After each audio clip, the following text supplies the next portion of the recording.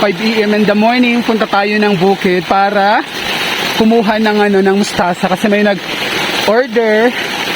So gusto ko lang i-serve yung request nila para naman ma-happy sila. So since pupunta naman ako ng Katbalogan dahil yung isa ay tagayabong na nag-order. Hindi ito tungkol sa pera lang, kaya gusto kong pumunta sa bukid at bintahan yung mga nag-request or nag-order sa akin. Ito po ay parang pagpapakita ng pagpapasalamat dun sa mga nag-support din sa akin kasi every time na mayroon akong binibenta, yung mga kaibigan, mga kakilala ko is bumibili sa akin. Kaya maraming salamat. Kasi kung pera lang naman ang pag-usapan, magkano lang naman to, tinutulungan ko lang din yung kapatid ko para may mga pambaon yung anak niya. Pag wala siya, ako yung nagbibigay. Ganun lang yung galawan namin ng sisterit ko. Baha, mga ka-shoppers! Di ko alam kung makakatawid ako dito. Hindi, malalim yan kapag ganyan, ang lakas.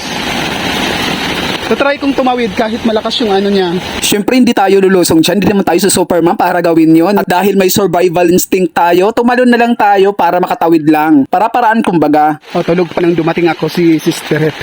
Inaya ko na dito sa kanyang garden. Diba? Ang ganda ng view. Morning na morning. 5 AM, quarter to 6 pa lang. Ito yung garden niya. Super linis. Kasi nga, malayo ito sa bahay. At walang mga bahay dito na malapit. Ito yung mga pinagkukunan niya ng talong. Ayan. Tapos ngayon, dahil ang target natin is mustasa, dahil nga may nag-request, pagbigyan natin. Ay, ito cute lang siya. Yan ang dami. Pero, tatlo kasi may order. Tingnan natin kung magkakasya sila.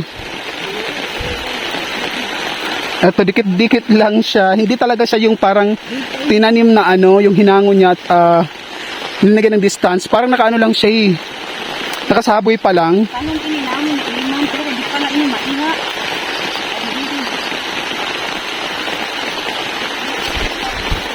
Ayan, ang dami hanggang doon. Ang gaganda ng dahon, Walang mga kung may mga kinagatan man ng uod, kunti lang. Pero mostly, maayos yung dahon. Ayan, Tapos ang linis ang paligid niya. Kaya talagang fresh na fresh.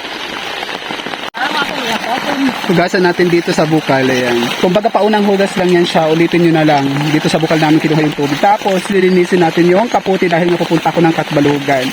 Kung natuwa kayo sa video ito, please follow and share. Maraming salamat.